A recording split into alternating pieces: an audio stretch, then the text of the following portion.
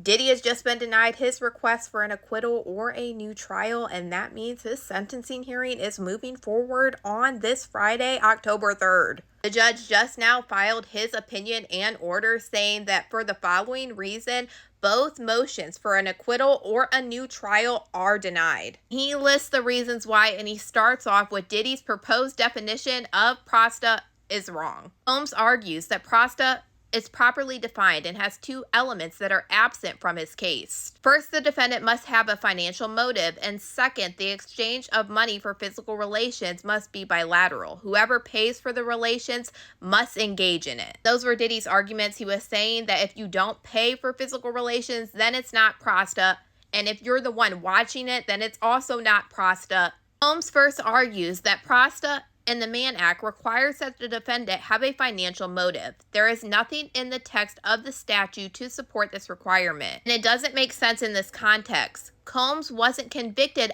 of prosta, but rather transporting others for prosta. Combs seems to be conflicting two things: the definition of prosta and the motive of the defendant who transports somebody for prosta. The statute requires only intent that the transported person engage in prosta, which means it doesn't mean that you are engaging in it. It means you are transporting either Cassie or Jane or these male workers for prosta. A bilateral exchange of money for physical relations is not required. Combs also argues that prosta is strictly bilateral transaction. One party pays another for physical relations, then those same two parties have the physical relation. He said that definition would narrow prosta out of existence. Would exclude any situation in which a person pays for physical relations to a third party like a brothel to have physical relations with an employee. Saying based off the statutes of the laws, Diddy's arguments just didn't make sense. Combs also argued that because he is an amateur adult film producer and consumer,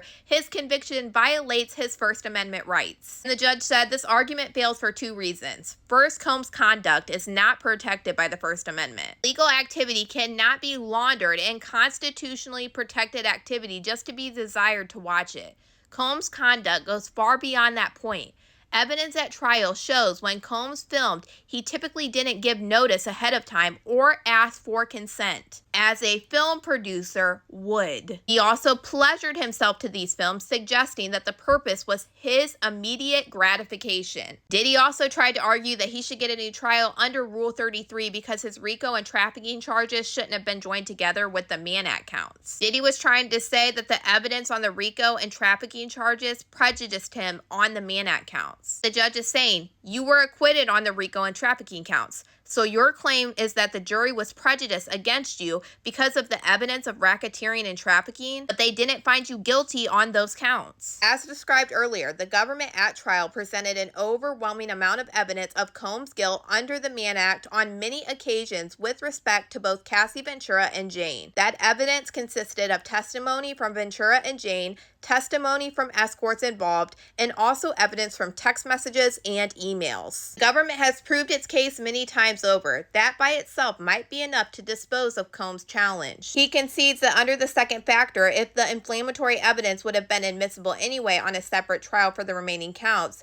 then his claim of spillover prejudice likely fails. It weighs heavily that the jury declined to convict him on any of those counts related to that conduct, and had prejudice indeed been so great, one would expect a jury to convict on the most relevant counts. And for that reason, a new trial is not warranted. So for all those reasons that Diddy listed trying to get an acquittal or a new trial, he has just been denied. So that means the sentencing hearing is still on for this Friday, October 3rd. And you guys already know, I'll see y'all there. We know the prosecution is asking for an 11-year sentence. Diddy is wanting 14 months, but the probation department is asking anywhere from 70 to 80 months. And usually the judge does fall in the guidelines of what the probation department asks for. It should be interesting to watch this play out and see exactly what's going to happen. But y'all let me know what you guys think about all this in the comments.